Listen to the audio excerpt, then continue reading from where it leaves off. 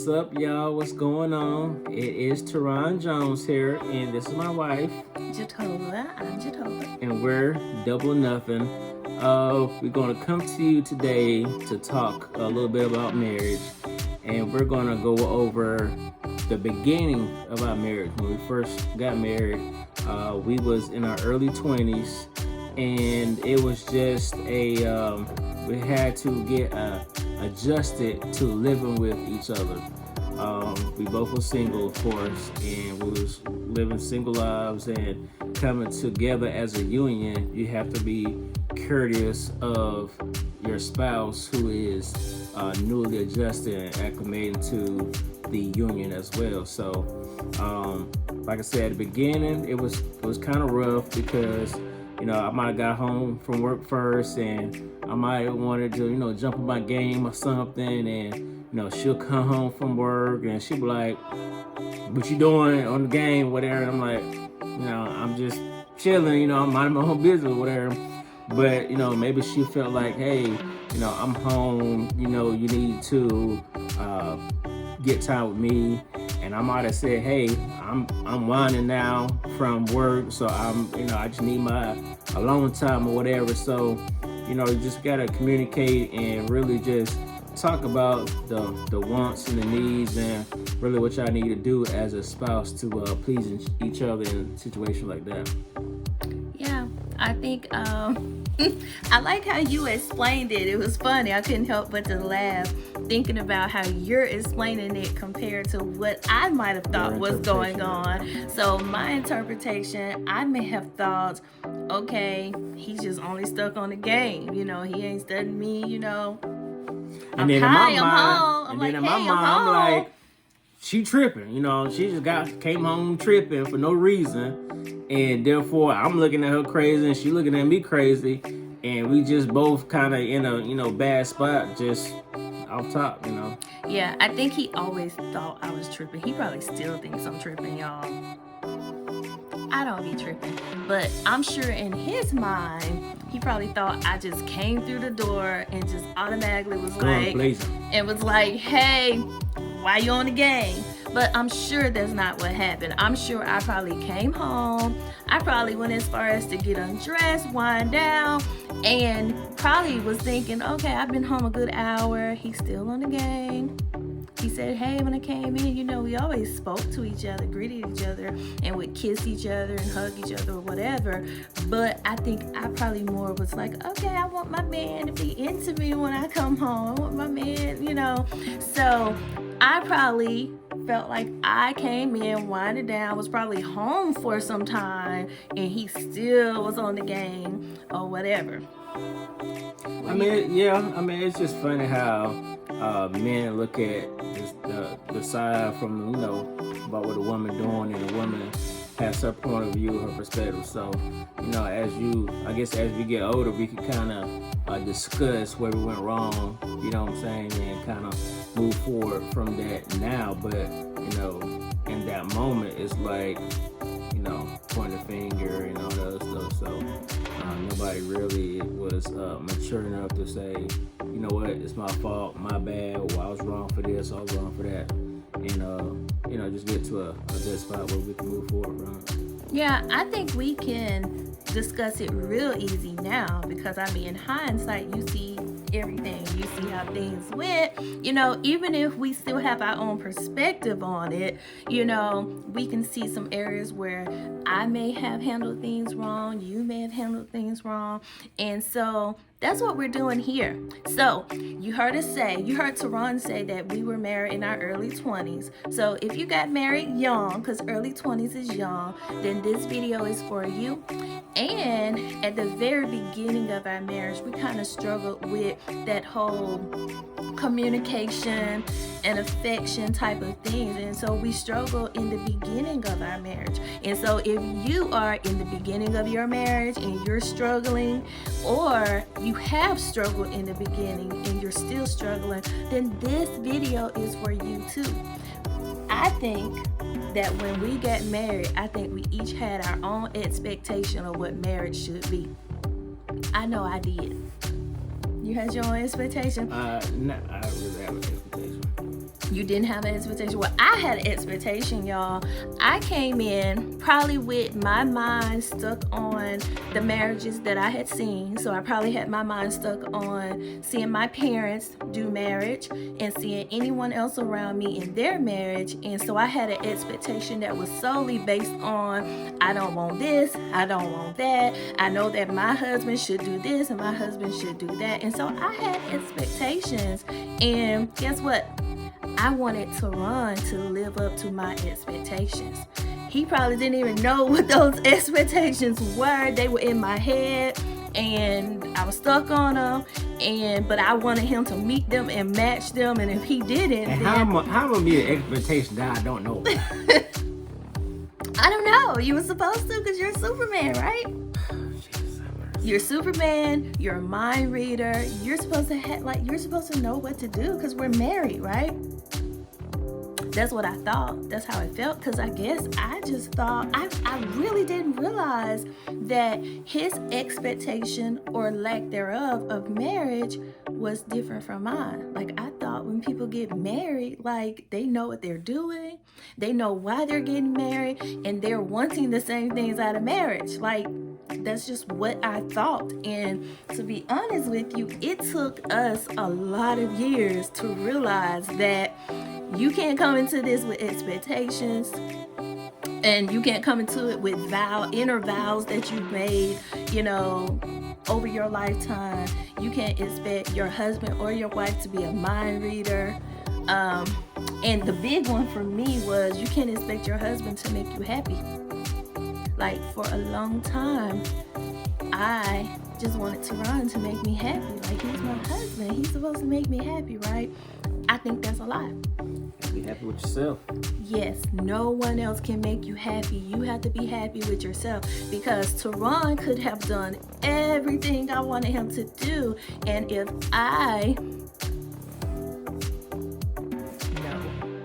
he didn't do everything I wanted, y'all. He still don't do everything I want. Yeah, I don't.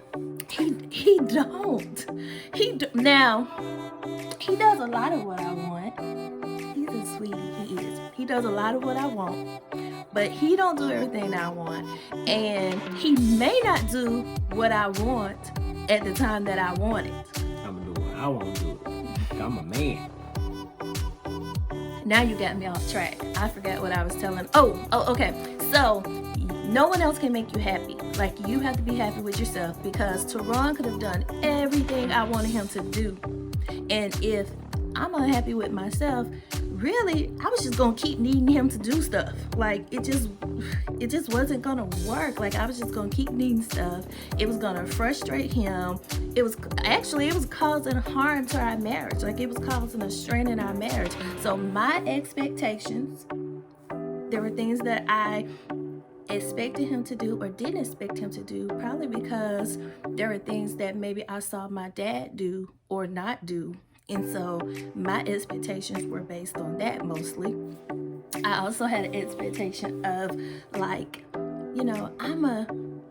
want the fairy tale, So, like, when we first met, Teron would call me. Well, he would say that he had to be reality, so he would have to bring me down to reality. So since I had those inner vows, those things that I had said I didn't want my husband to do, or I wouldn't allow him to do,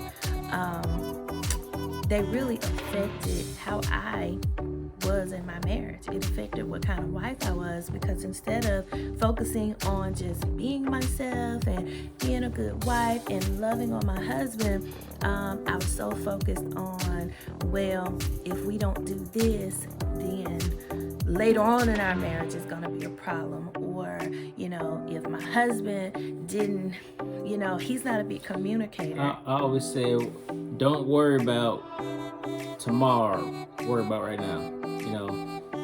Just every time, whatever the discussion or the argument or disagreement is, like she said, it was always about the future. Oh, later down the road, you might not want to talk, or later down the road, you might not be as affectionate, but I'm affectionate now. I'm trying to be now.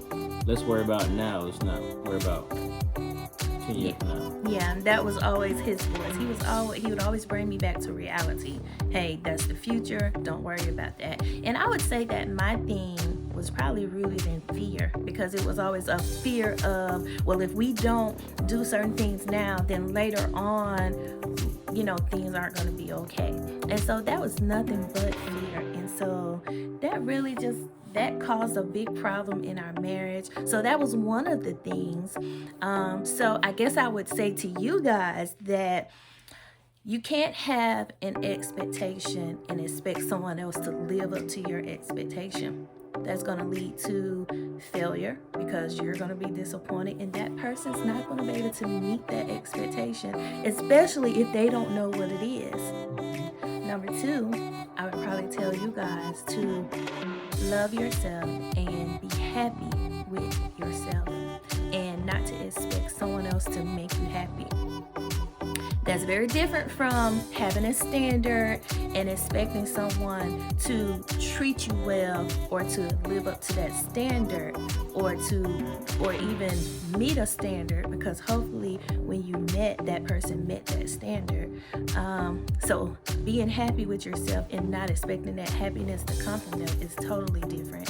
So I wanted to say that. And you have to know your spouse, know the person that you're marrying. In the beginning stages, you need to ask the right questions to get the grasp about the person that you're trying to get to know. However, y'all, when I met this guy, I asked the right questions. We ain't talking about all that. Okay, we can't talk about that today. No, we're not talking about all that. I'm gonna tell you about him. The point I'm getting at right now is, the person that you're getting to know might have insecurities, might have what they call baggage, whatever you want to call it. Yeah. And and we're not even speaking about deal breakers, but just you need to know what childhood issues that person might have had in their life, so you can know how to handle that person when something happens.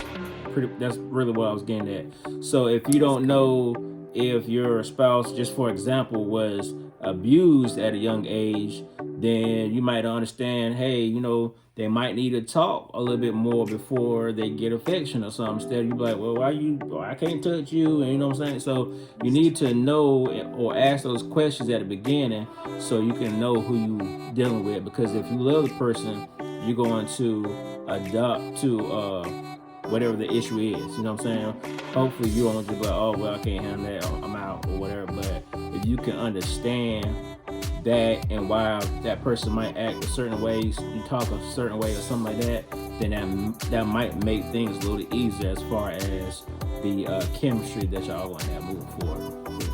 I like that. Yeah, see, you thought we ain't talking about all that right now. Look, I want to tell it. I want to tell it. Right. No, so we'll tell. Man, we'll tell it later. Oh. We'll tell that part later. But right.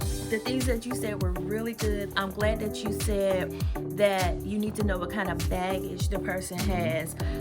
That's another thing. I think we each had our own individual baggage that we were bringing into a marriage where we're supposed to be one. Because when you single, you don't really recognize your own problems, because you don't have nobody to have to address it with. You know what I'm saying? So even if I was, hard to love or anything like that, if I'm dating, then I'm not committed to nobody, then that issue is not gonna come up. You know what I'm saying? So that's good. Yeah. We wanted to tell you guys that now we're here 15 years down the line, and we're still here, still married, but it wasn't always easy, and there were times when we wanted to give up. There was a time when we almost gave up completely, it was almost a done deal. But we're here.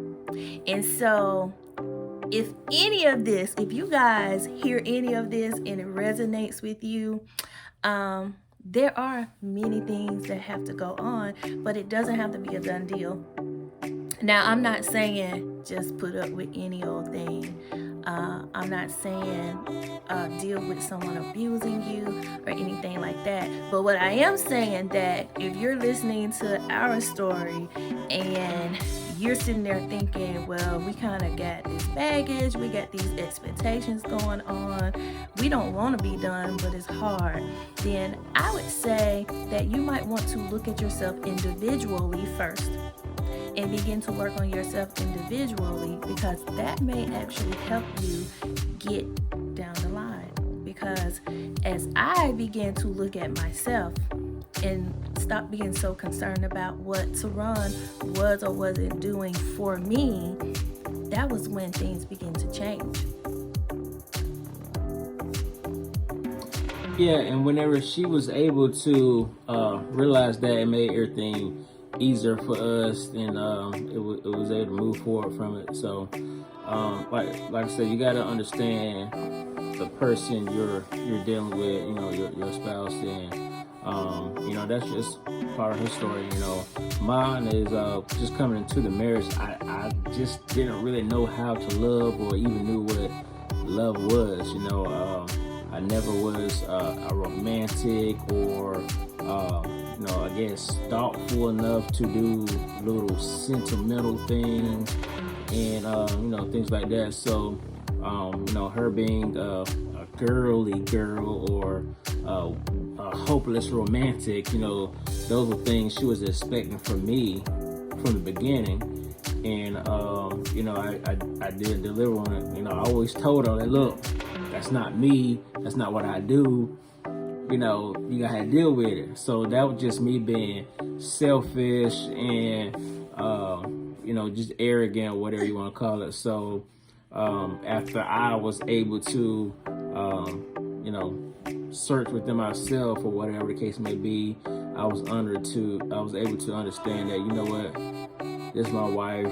If she wants those things to make her happy, make her smile, make her feel good, or whatever, I'm going to do it. I'm going to give it to her. You know what I'm saying? So that's just a little example of, the things that we might not be aware of when we get into the marriage or whatever. So, anything? I think, that's what we're going to share with you guys today. We just kind of wanted to talk about, how did we get here? Like, how did we get to 15 years? And that's just some of the journey, y'all. It was a journey, and some of the things that we told y'all that were kind of pointers, it was still a journey, and we had to walk through those things and actually figure those things out. And so it took some time. I wouldn't change this guy. Oh, I wouldn't change him, y'all. Halo around my head. I don't know about the halo, but like I said, we're here. We didn't give up. We look good in our little lavender too. We look good in our little shirts. Yeah, just thought I would put on a little lavender, because I wore lavender when we first met. Like, I think I had mesmerized you with this lavender against this beautiful chocolate skin. I got a lot of stories to tell y'all, but yeah, that's what we wanted to share with y'all. So make sure you subscribe, make sure you like this video, leave a comment, ask a question, share your opinions, and we look forward to seeing you next week. Bye, y'all. Peace.